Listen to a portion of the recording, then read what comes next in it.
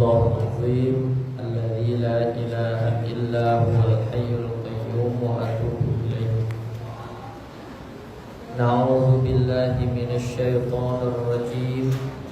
بسم الله الرحمن الرحيم. السلام عليكم ورحمة الله وبركاته.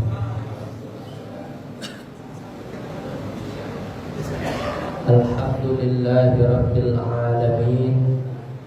Wabihi nasta'inu ala umurid dunya waddin. Nahmaduhu hamdan syakirin wa nastajibu lahu istijabatan ta'i'in wa nulabdi hajatahu talbiyatal khashi'in. Allahumma salli wa sallim wa barik ala sayyidina Muhammad wa ala ali sayyidina Muhammad. Allahumma anfa'na bima 'allamtana wa 'allimna ma yanfa'una warzuqna uluman tanfa'una fid dini wad dunya wal akhirah. Allahumma faqqihna fid din wa 'allimna at-ta'wil.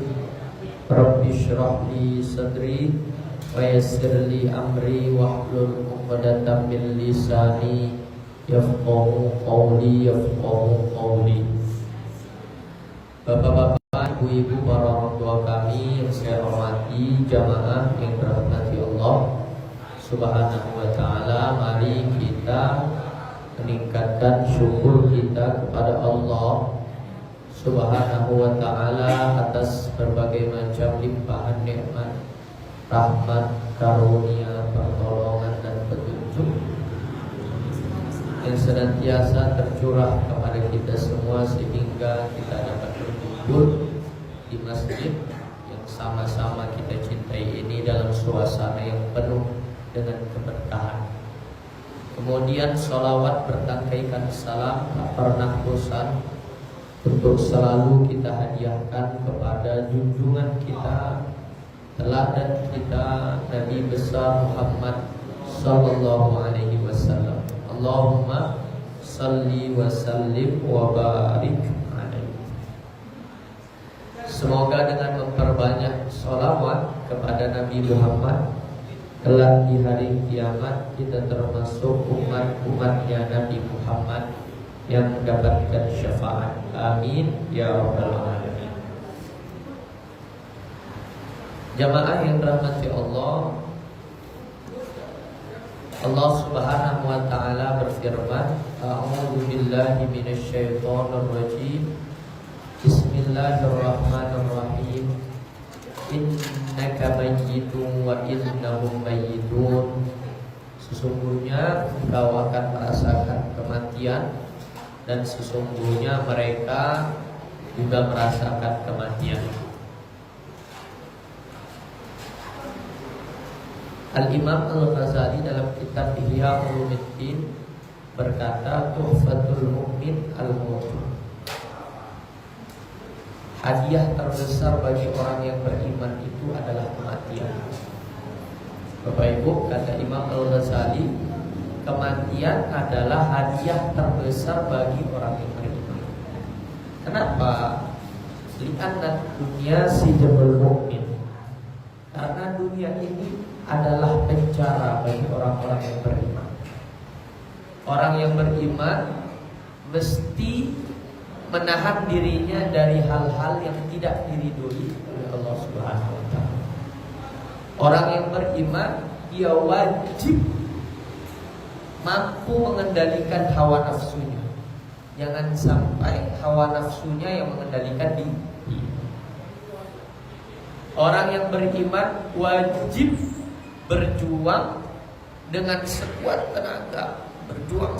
tenaga, untuk bertahan dari jutaan tipu daya setan yang senantiasa berupaya untuk menjatuhkan kita pada lubang kemaksiatan.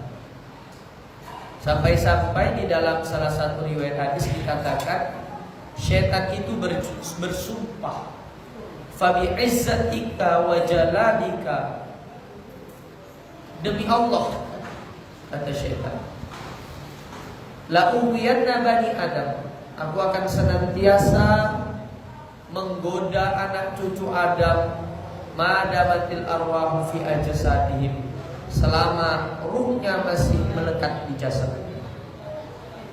Jadi selama kita masih mampu bernapas, maka selama itu pula syaitan akan berupaya untuk menggoda kita. Mau sesoleh apapun kita, syaitan masih punya jutaan cara untuk menjerumuskan kita agar kita jatuh pada perbuatan kemaksiatan. Makanya kata Imam Al-Ghazali, kematian itu adalah hadiah. Kenapa? Karena kematian adalah kebebasan bagi orang yang beriman. Begitu dia mati, maka dia terbebas dari kewajiban untuk mengendalikan hawa nafsu. Dia terbebas dari keharusan untuk menahan diri dari hal-hal yang tidak diridhoi oleh Allah, dan dia terbebas dari godaan syaitan. Bagi orang yang beriman, kehidupan setelah kematian adalah kebahagiaan yang hakiki.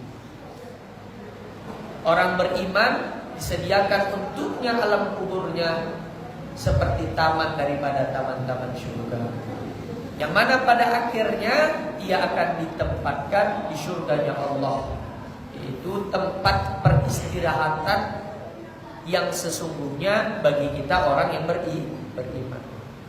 Makanya prinsip orang yang beriman itu fa'idza faragta fansab. Begitu kamu selesai dari suatu pekerjaan, bukan beristirahat kata Allah. Begitu kamu selesai dari suatu ibadah, bukan beristirahat, tidak. Begitu selesai dari suatu pekerjaan, maka cari pekerjaan lainnya. Begitu kamu selesai dari suatu ibadah, maka beralihlah kepada ibadah yang lain. Dunia ini bukan tempat beristirahat, Bapak Ibu. Dunia ini bukan tempat berongkang-ongkang kaki. Dunia ini tempat kita berletih-letih. Berletih-letih dalam bekerja, pekerjaan yang diridhoi Allah. Berletih-letih dalam ibadah. Sudahkah kita membuat tubuh kita letih untuk bekerja? Sudahkah kita membuat tubuh kita lelah untuk beribadah? Kalau kita membaca kisahnya para ulama-ulama soleh terdahulu, itu mereka bahkan sampai ada yang sholat tahajudnya 20 rakaat, ada yang sampai sholat tahajudnya 40 rakaat, ada yang dia mampu mengkhatamkan Al-Quran per 3 hari sekali, Masya Allah. Ada yang puasanya sampai puasa daun. Kita, ayo, Allahumma fa'inna ala syukrika wa husni ibadatik.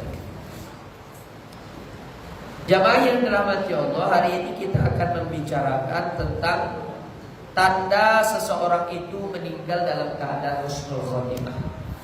Tentu kematian yang kita idam-idamkan adalah kematian husnul khotimah, kematian yang baik, kematian yang Rasulullah selalu panjatkan dalam doanya ketika bersujud.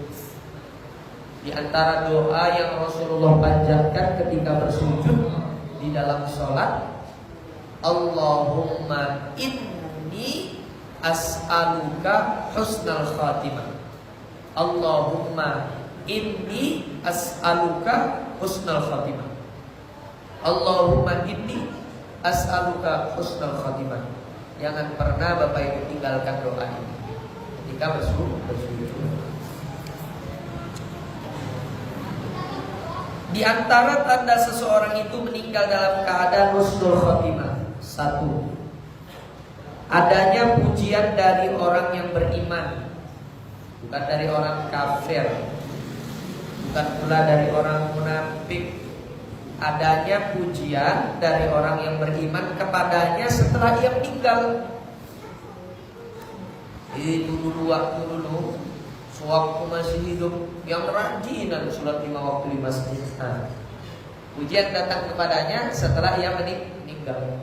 Dulu waktu masih hidup, dermawan kali itu orangnya.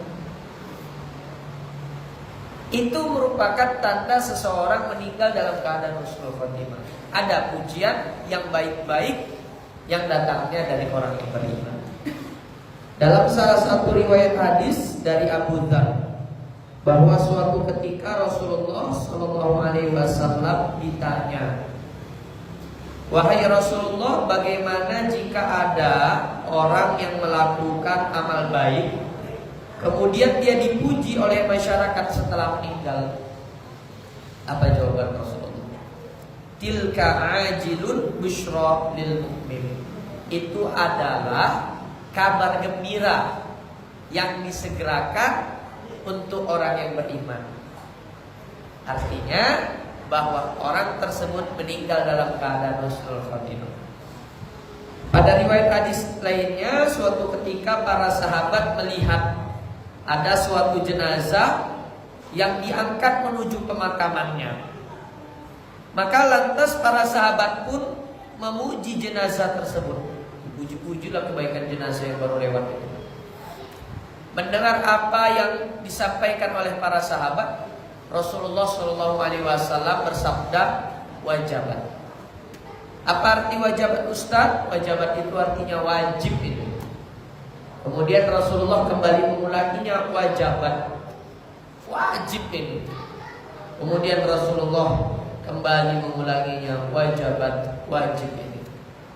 Mendengar ucapan tersebut, Sayyidina Umar bin Khattab bertanya, "Madza wajabat?" Ya Rasulullah, apanya yang wajib? Maka Rasulullah Shallallahu Alaihi Wasallam bersabda, "Hadza asnaitum alaihi khair, fawajabat lahul jannah." Ini mayat yang kamu puji-puji kebaikannya, dia wajib masuk surga. Maka Bapak Ibu yang dirahmati Allah, kejarlah pujian yang datang kepada kita setelah kita meninggal. Adapun pujian yang datang kepada kita saat kita masih hidup, sadarilah sesungguhnya itu adalah pujian. Itu adalah musibah. Bapak Ibu sedekah, ikhlas, kemudian karena orang-orang pada tahu Bapak Ibu sedekah, Bapak Ibu pun lantas dipuji-puji. Memang mantap kali lah Ibu. Ya Allah, kalau bukan karena Ibu ini tak ada lah AC di masjid ini. Ibu sebenarnya ikhlas, tapi karena mendengar pujian tersebut mulai muncullah penyakit riya. Senang dilihat oleh orang lain. Aduh, senangnya. Itu penyakit riya seperti itu. Kemudian muncullah penyakit ujub. Penyakit ujub itu apa, Ustaz? Penyakit ujub itu takjub melihat diri sendiri. Bapak Ibu setiap menilai diri sendiri, perasaan udah hebat kali. Itu penyakit ujub itu. Takjub sama ibadah sendiri, takjub sama kedermawanan sendiri. Masya Allah. Kalau Bapak Ibu ada perasaan demikian, merasa takjub dengan kelebihan diri sendiri, maka Bapak Ibu hatinya terjangkit penyakit ujub. Makanya Bapak Ibu, kalau ada orang memuji itu, anggap masuk kuping kanan, keluar kuping kiri. Abaikan saja. Jangan terlena dengan pujian orang lain. Karena gak ada untung-untungnya Bapak Ibu kita termakan sama pujian mereka. Yang pertama, belum tentu pujian mereka tulus dari hati mereka. Ya tak Bapak Ibu? Bisa jadi karena pengen menjilatnya dia itu. Awak kabak, dia karyawan biasa, sengaja lah dipuji-puji nyawa kan, biar nanti dia bisa naik pangkat. Yang kedua, pujian yang dia sampaikan tersebut tidak mendatangkan pahala untuk kita.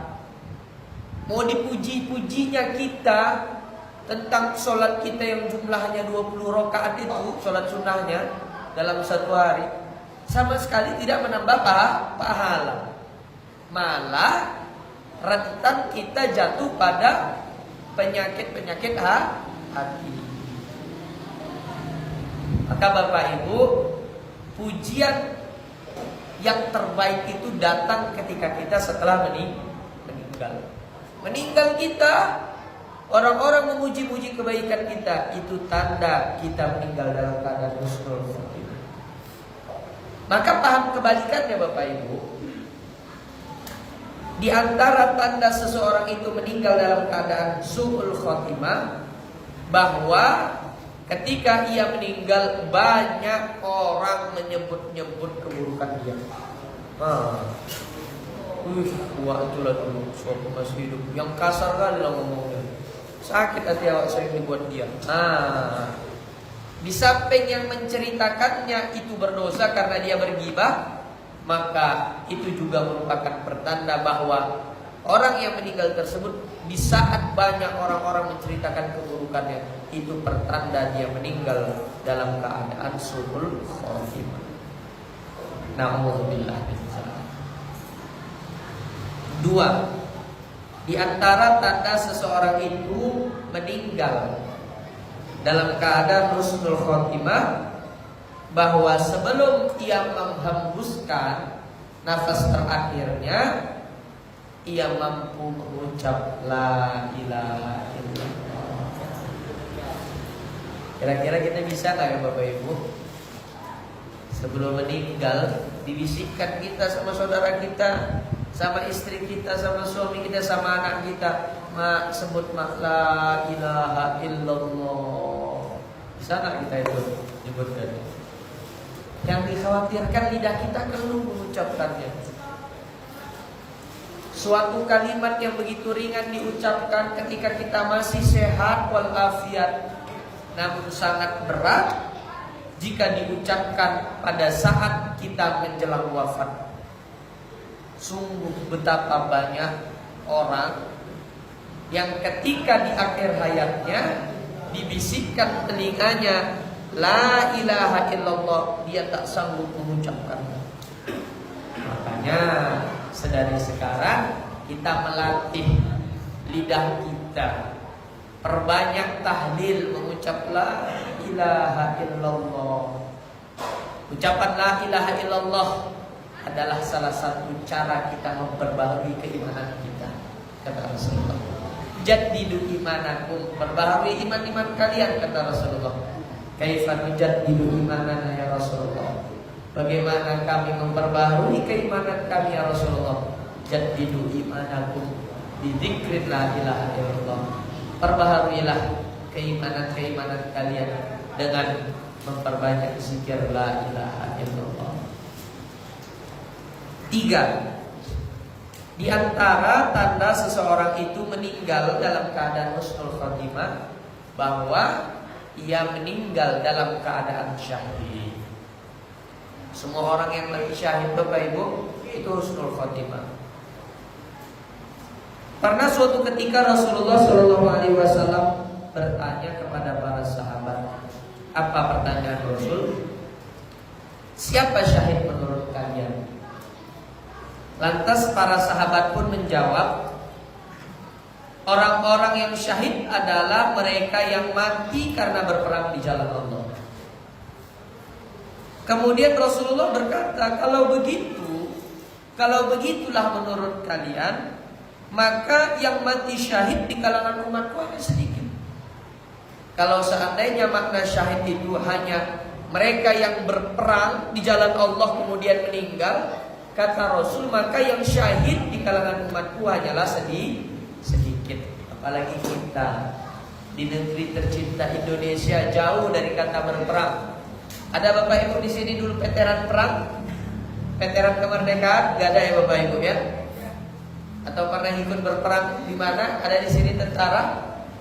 Bahkan tentara pun belum tentu pernah berperang di zaman sekarang ini. Bapak Ibu yang dirahmati Allah, kata Rasulullah SAW, ternyata syahid itu tidak hanya mereka yang mati berperang di jalan Allah. Gak hanya saudara-saudari kita yang ada di Palestina yang berperang melawan laknatullah kaum Israel.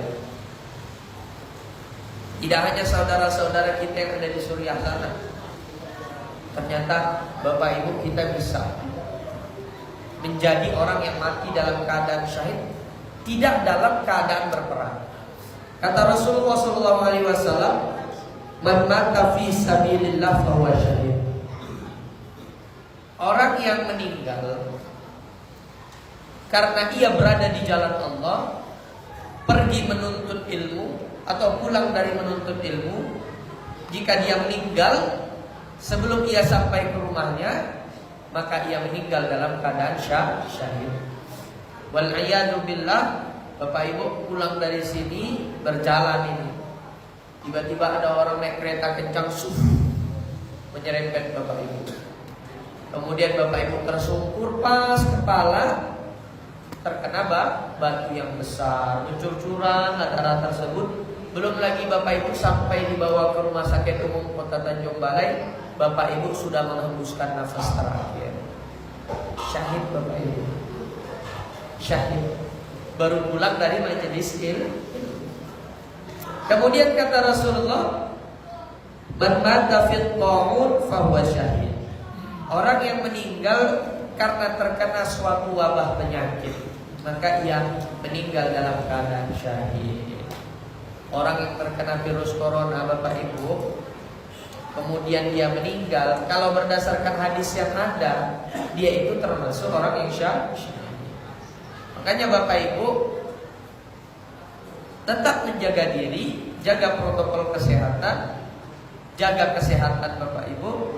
Tapi kalaupun ditakdirkan Allah Bapak Ibu termasuk salah seorang yang terkena wabah virus corona, jangan khawatir, jangan takut mati Bapak Ibu. Mati itu kapan saja bisa datang kepada kita. Kalaupun kita mati Bapak Ibu karena terkena wabah virus corona, maka kita termasuk orang yang mati dalam keadaan syahid. Kemudian kata Rasulullah, man mata fil batni fahuwa syahid. Orang yang meninggal karena ada penyakit yang ada di perut, asam lambung, ataupun mungkin ada masalah pada ususnya, yang mana penyakitnya itu ada di dalam perut. Kata Rasulullah, jika dia meninggal dalam keadaan demikian, dia juga termasuk orang yang meninggal dalam keadaan syahid. Kemudian man qutila duna malihi fahuwa syahid. Orang yang meninggal karena mempertahankan harta, datang maling ke rumah Bapak Ibu, perampok, bawa pedang, bawa sabit, bawa golok, Bapak Ibu dibanguni, kemudian disuruh menyerahkan harta. Serahkan hartamu, katanya. Bapak Ibu lawan. Itu salah satu bentuk perjuangan, lawan. Kemudian ternyata ditebaslah leher kepala Bapak Ibu. Meninggal Bapak Ibu karena meninggalnya dalam keadaan mempertahankan harta, maka Bapak Ibu termasuk orang yang meninggal dalam keadaan syahid. Mati dalam keadaan syahid. Yang susahnya Bapak Ibu bukan mati. Kalau mati syahid setengah mati awak. Dibacoknya tak mati, setengah mati awak. Nah, itu yang susah itu. Wal ghariqu syahid, kata Rasulullah, orang yang mati tenggelam pun syahid. Tapi dengan catatan perjalanan ia menuju tempat tersebut bukan untuk maksiat, tetapi memang perjalanan yang dibolehkan atau mubah. Bapak Ibu ingin bersilaturahim, silaturahim ke rumah saudara Bapak Ibu, misalnya di daerah Danau Toba sana, arah Samosir sana. Rupanya karena hujan deras, jalan licin, cuaca gelap, mengantuk pula supir, maka ditabraklah tiang pembatas tersebut, masuk mobil sekaligus orang-orangnya ke Danau Toba, meninggal, tenggelam. Nah itu meninggal dalam keadaan syahid. Tapi kalau seandainya dia niatkan perjalanannya itu untuk maksiat, aku nanti hujan-hujan ke Danau Toba lah. Nah kalau sekadar jalan-jalan tidak masalah. Tapi kalau dia niatkan di Danau Toba itu kan banyak turis-turis seksi, mayanlah cuci-cuci mata. Nah itu udah bukan ubah lagi perjalanannya. Berarti ada niat maksiat dari sana. Kalau tenggelam dia di Danau Toba, maka matinya nggak syahid. Nantinya dalam keadaan bermaksiat. Kemudian wal mar'atu bi jam'in syahid. Seorang ibu yang melahirkan anaknya lahir kemudian dia meninggal, maka itu juga termasuk syahid. syahid. Nah, orang-orang yang mati syahid ini semuanya tercatat sebagai orang-orang yang meninggal dalam keadaan husnul khotimah. Tetapi tidaklah kematian itu dicari-cari. Kata Ustaz, dalam itu syahid, lompat dari titik panjang itu nyemplung. Kata Pak Ustaz, kalau kena corona meninggal syahid. Dan tahu ada orang kena virus corona, Bapak Ibu peluk-peluk, Bapak Ibu cium-cium, sehingga Bapak Ibu kena corona. Kalau itu namanya bunuh diri, dosa besar. 4. Di antara tanda seseorang itu meninggal dalam keadaan husnul khotimah, bahwa ia meninggal pada malam Jumat atau di hari Jumat. Jadi Bapak Ibu, enggak semua orang bisa meninggal di hari Jumat atau malam Jumat. Orang-orang yang meninggal pada malam Jumat adalah orang-orang yang istimewa, Bapak Ibu. Berdasarkan hadis Rasulullah, "Ma min muslimin yamutu yaumal jumu'ah aw lailatal jumu'ah illa waqahu Allahu fitnatal qabr." Tidaklah seorang muslim meninggal pada hari Jumat ataupun pada malam Jumat kecuali ia akan dijaga oleh Allah dari semua fitnah kubur. Makanya kita itu di hari Jumat, mulai dari malam Jumatnya, dianjurkan untuk meningkatkan amal ibadah. Karena hari Jumat adalah sayyidul ayyam, penghulunya hari dalam satu minggu. Kemudian 5, di antara tanda seseorang itu meninggal dalam keadaan husnul khotimah, bahwa ia meninggal pada saat sedang melakukan amal soleh. Lagi baca Quran Bapak Ibu. Bismillahirrahmanirrahim.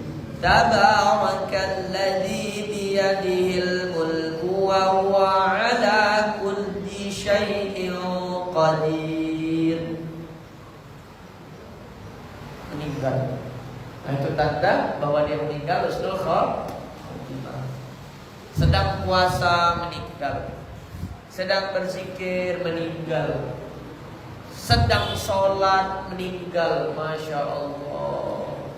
Bapak Ibu, kalau melihat ada orang meninggal saat dia sedang sholat, cemburu nggak Bapak Ibu?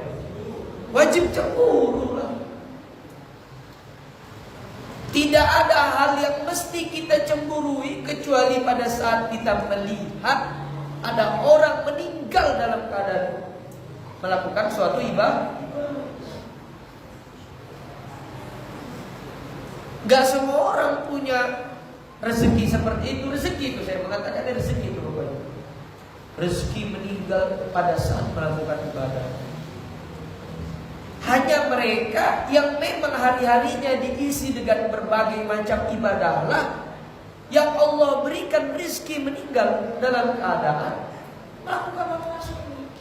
Coba Bapak, betapa indahnya seseorang yang meninggal pada saat sedang melakukan suatu ibadah. Makanya Bapak Ibu, untuk bisa meraih husnul khotimah ini pun ada kiatnya. Yang pertama, penuhi semua kewajiban kita sebagai seorang muslim. Penuhi Bapak Ibu. Penuhi sholatnya.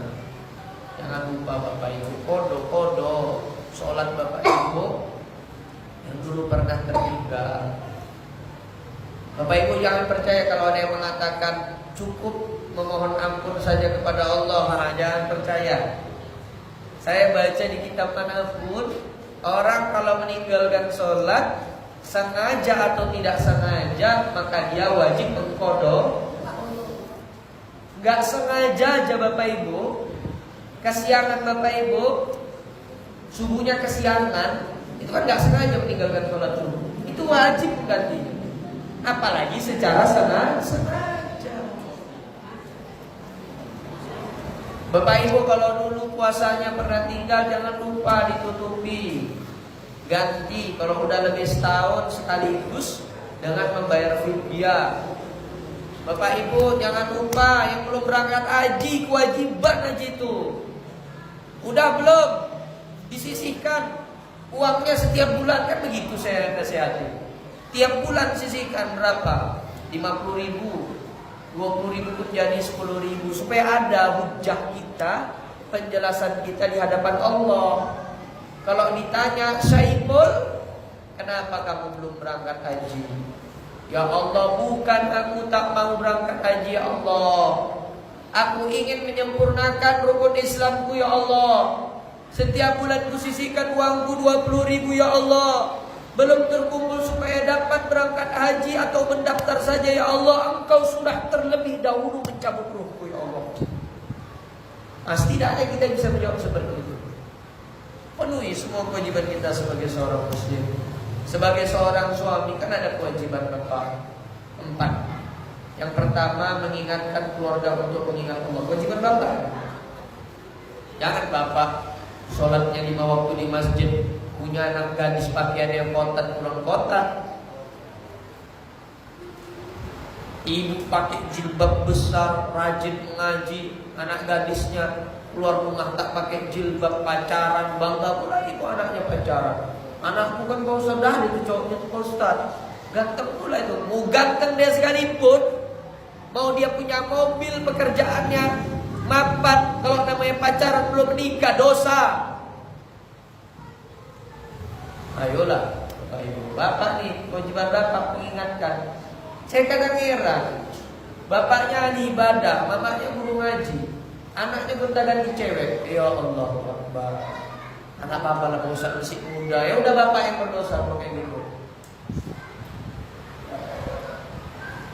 Ini kewajiban bapak. Pertama mengingatkan keluarga untuk mengingat Allah. Kemudian memberikan pakaian untuk istri dan anak. Kemudian memberikan makanan untuk istri dan anak. Kemudian memberikan tempat tinggal meskipun menyewa. Saya alhamdulillah sudah itu. Istri saya nih, saya bimbing mengaji. Sering saya ceramahi, sampai bosan dia. Saya berikan pakaian yang bagus. Tiap bulan datang belanjaan online kan? Awak tinggal bayarnya. Saya kasih tempat tinggal. Walaupun menyewa ya kan Bapak Ibu, tempat tinggal juga. Saya kasih makanan, belum lagi makanan dari perwiridan ya kan? Karena saking banyaknya jarang masak. Cuma berdua kan di rumah. Nah, penuhilah itu semua kewajiban sebagai muslim. Kemudian yang kedua, jauhi segala macam perbuatan syirik. Kalau zaman Rasul, syiriknya itu menyembah patung selain menyembah Allah. Kalau zaman sekarang, syiriknya pada jenis yang berbeda. Masih suka datang ke pengobatan yang tidak syar'i. Bukan dokter, bukan alternatif, bukan peruqyah syariah. Itu datang bawa itu jago untuk mengobati. Kayak mana cara mengobatinya? Pokoknya nanti disembur-sembur lah. Wah, mau kan bapak di toko-toko disembur-sembur bom jigongnya. Mulutnya bergerak-gerak Pak Ustaz. Kayak ikan apa? Ikan lohan. Katanya Pak Ustaz zikirnya itu bacaan Al-Quran enggak tuh Bapak Ibu. Kalau peruqyah itu bacaannya pasti terdengar ayat Al-Quran ataupun hadis-hadis atau zikir. Masih suka kita kalau kena masalah minta solusi sama orang pintar, hilang uang, itu datang dia tahu itu. Bisa dia menerawang hal-hal gaib. Hilang uang Bapak Ibu 100 juta. Datang ke dukun. Terawangnya lah. Uang kau di sini katanya. Bapak Ibu percaya, kemudian Bapak Ibu lakukan apa yang disuruh dia. Rupanya betul dibilang dukunnya itu Pak Ustaz. Memang betul. Kalaupun betul, Bapak Ibu dapat uang Bapak Ibu, namun Bapak Ibu kehilangan keimanan Bapak Ibu. Kan begitu kata Rasul. Ketika ditanya tentang seorang dukun yang perkataannya benar, kata Rasul, 1 kebenaran yang ia sampaikan, 1000 kebohongan yang ia sembunyikan. Ayo Bapak Ibu, pilih mana? Dapat barang yang hilang atau tergadai keimanan, atau biarkan barang hilang namun iman tetap kokoh. Ujian tuh Bapak Ibu. Ujian. Ketika kita tertimpa musibah, kemudian banyak yang menyarankan supaya kita melakukan perbuatan syirik, ujian Bapak Ibu. Pada saat itu digoda keimanan Bapak Ibu. Nah, maka jangan sampai keimanan kita tergoda. Orang kalau mati dalam keadaan syirik kekal di neraka selama-lamanya. Bapak Ibu kalau berzina 1000 kali sekalipun, ampunan Allah masih menanti selama ada iman di dalam hati. Bapak Ibu membunuh 100 orang sekalipun, selama ada iman di dalam hati, Allah akan memberikan ampunan kepada Bapak Ibu. Bahkan meskipun Bapak Ibu belum memohon ampun kepada Allah. Cobalah Bapak Ibu, betapa luasnya rahmat Allah. Tetapi Allah paling gak suka ketika Allah itu diduakan. Paling gak suka Allah. Coba tanya istri Bapak, berapa kali Bapak membentak istri Bapak? Berapa kali Bapak mungkin ngasari istri Bapak? Dulu waktu Bapak masih berjuang, kebutuhan bulanan 1 juta Bapak ngasih 700. Gak masalah sama istri Bapak. Tapi coba Bapak sesekali selingkuh, kalau gak langsung cerai Bapak. Gak mau istri kita aja, gak mau diduakan. Allah pun paling pantang untuk diduakan. Makanya jangan coba-coba melakukan perbuatan syirik. Kalaupun dulu pernah berbuat syirik, banyak-banyak memohon ampun kepada Allah Subhanahu wa taala. Kemudian yang ketiga, kiat agar kita ini meninggal dalam keadaan husnul khotimah, segerakan taubat setiap kali melakukan maksiat. Jangan tunda-tunda. Mau maksiat besar ataupun maksiat kecil, langsung bertobat. Meskipun hanya sekedar melihat perempuan yang bukan mahram dengan syahwat. Yang anak muda ya kan, naik syahwat, dosa itu Pak. Meskipun itu dosa kecil, segera bertobat, segera memohon ampun kepada Allah Subhanahu wa taala. Kenapa Bapak Ibu? Innal abda idza akhta'a khati'atan nukita fi qalbihi nuqtata sauda. Sesungguhnya seorang hamba ketika berbuat dosa, maka muncul titik hitam di hatinya. Wa idza huwa nasa'a wastaghfara wa taba suqila qalbuhu. Begitu dia memohon ampun kepada Allah, bertobat, maka hatinya kembali bersih. Sehingga kalau Bapak Ibu berbuat maksiat, terus buat maksiat, tak kunjung bertobat, maka pada akhirnya titik-titik hitam itu kan makin banyak. Buat dosa A muncul titik hitam, buat dosa B muncul titik hitam. Tak lantas kita bertobat. Buat dosa C muncul titik hitam, buat dosa D muncul titik hitam. Pada akhirnya hati ini diselimuti oleh kegelapan. Orang Bapak Ibu kalau hati sudah diselimuti kegelapan, payah dinasihati. Udah gelap hatinya Bapak Ibu. Payah menerima kebaikan, payah dikasih tahu, apalagi diajak ke majelis ilmu. Paling pantang itu. Ayo Wak, datang ya Wak ke majelis ilmu. Aduh, banyak kali kerjaanku. Kerjanya kita semua.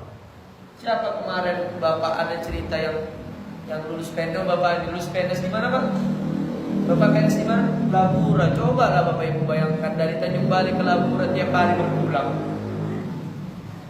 Apa nggak capek Bapak? Kalau saya pikir-pikir capek.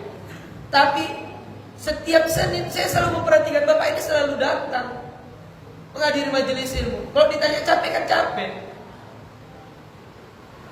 Berapa jam mau ke sana itu? Pasti balap-balapan lah Bapak nih, nggak mungkin lari 20-40. Jalan mau ke Labura itu kan ngeri kan Bapak Ibu. Saya ingat awak truk-truk perjalanan jauh mau. Jadi ini bukan perkara awak kerja atau tak kerja, perkara capek atau tidak capek. Ini perkara mau nggak datang ke majelis ilmu. Kalau nggak mau dia datang ke majelis ilmu, selapang apapun waktu yang dia punya, nggak akan datang dia ke majelis ilmu. Kalau dia memang niat datang ke majelis ilmu, sesibuk dan secapek apapun badannya Bapak Ibu, dia akan tetap berusaha untuk datang ke majelis ilmu. Nah itu alasan-alasan aja itu orang yang tak mau datang ke majelis ilmu, yang capek, yang banyak kerjaan, ataupun Yang alasannya siapa rupanya ustadznya? Ya itu modelan. Ayo lawat datang. Siapa rupanya ustadznya? Siapa ustadznya? Wah cuma udah jago kali dalam hati saya. Satu juz pun dia tak hafal, juz 30 pun dia tak hafal. Bahkan satu hadis pun tak ada yang dia hafal dengan benar. Baca kitab kuning tak pandai. Tapi kalau mau datang ke majelis ilmu bisa dia pilih-pilih. Datang ke majelis ilmu nih Bapak Ibu, kalaupun ilmu Bapak Ibu lebih tinggi daripada ustadznya, setidaknya Bapak Ibu mendapati keberkahan dari majelis ilmu itu. Dulu waktu di Mesir tahun pertama, bukan saya paham yang disampaikan ustadznya itu bahasa Arab dia dari awal sampai akhir. Dulu aja saya. Meskipun tak paham tapi saya yakin ada sejuta keberkahan yang ada di majelis ilmu. Makanya Bapak Ibu, hati-hati Bapak Ibu.